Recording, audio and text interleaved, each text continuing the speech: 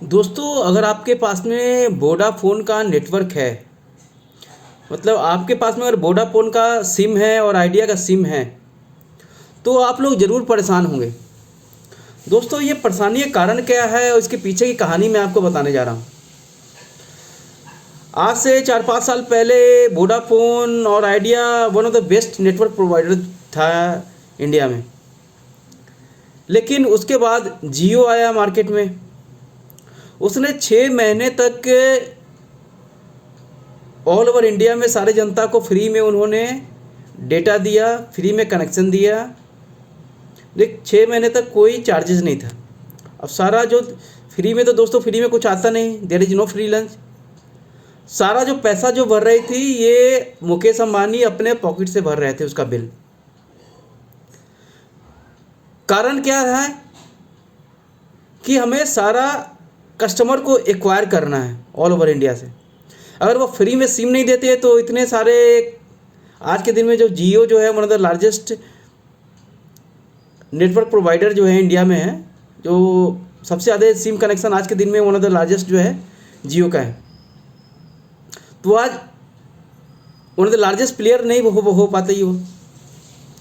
तो उनकी ये स्ट्रेटजी थी कि फ्री में कनेक्शन देना है पूरे जनता को, और अपने कंपटीटर का जो है उसको बैकबोन, उसका रीढ़ की हड्डी तोड़ना है, उसको मार्केट से उखाड़ फेंकना है। और सबसे पहले तो उन्होंने अपने भाई को ही उखाड़ फेंका, अनिल अंबानी को ख़त्म कर दिया।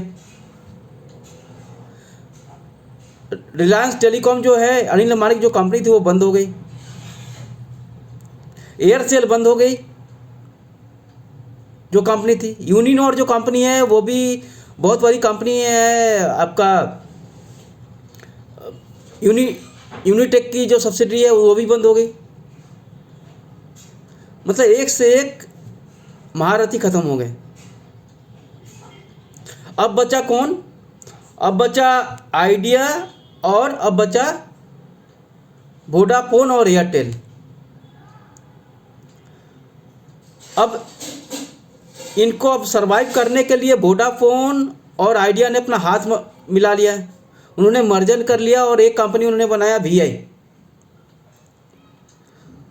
उसके बाद भी वो सरवाइव नहीं हो पाए। कारण क्या था? स्पेक्ट्रम का जो लोकेशन होता है जिस पे मोबाइल नेटवर्क चलता है, उसके कारण ये लाखों करोड़ रुपए ये लोन लेते हैं बैंक से, और लोन नहीं होता तब तो सरवाइव कर पाते आप।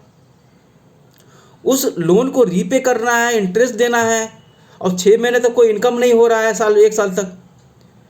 कॉल रेट जो था इतना सस्ता पूरी दुनिया में सबसे कम है, मार्जिन काफ़ी कम है। अब इतना इनकम हो नहीं रहा है कि हम बैंक को उधार दें, उसका इंटरेस्ट लौटा पाए और नेटवर्क को चला पाए। दोस्तों, नेटवर्क को चलाने में भी खर्चा आता है। जनरेटर चलता है, नया नया टेक्नोलॉजी चलता है, एम्प्लॉय का सैलरी है। अब तो ये कैसे चलेगा?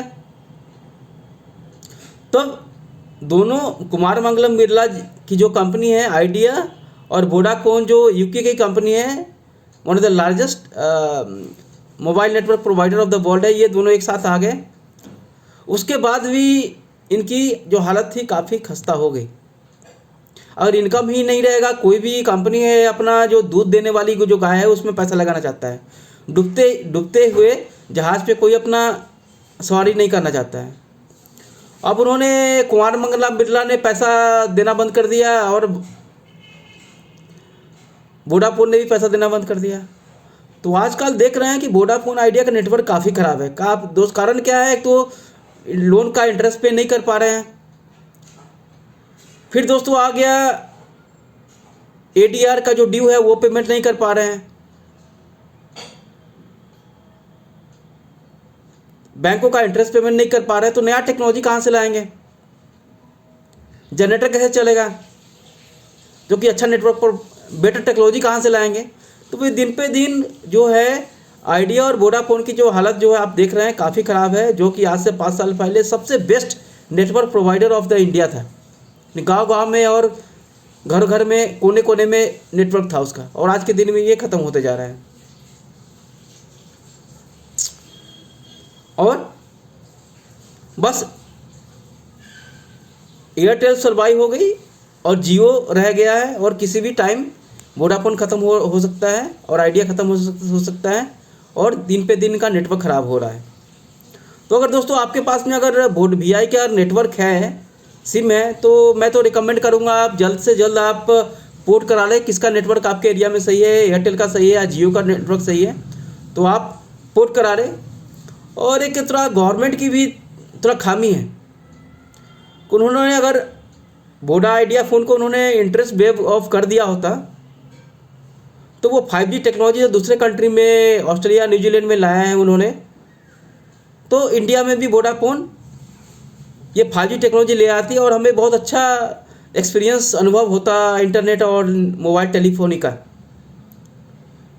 और वोडाफोन की जो पेरेंट कंपनी है वहाँ वो भी इंटरेस्ट नहीं ले रही है, और कुमार मंगलम बिरला की जो कंपनी है आइडिया वो भी इंटरेस्ट नहीं ले रही है, और ये कंपनी जो है बंद होने के कगार पे है। और आज के दिन में इन्होंने जो लोन था उसको वेव ऑफ करने के लिए, चुकाने के लिए उन्होंने गवर्नमेंट को 30% हिस्सा बेच दिया। मतलब 30% जो हिस्सा है गवर्नमेंट का इसमें है, और गवर्नमेंट तो इंटरेस्ट लेती नहीं है। जैसे गवर्नमेंट की कंपनी जैसे MTNL BSNL डूब गया, उसी तरह ये भी डूबने जा रहा है।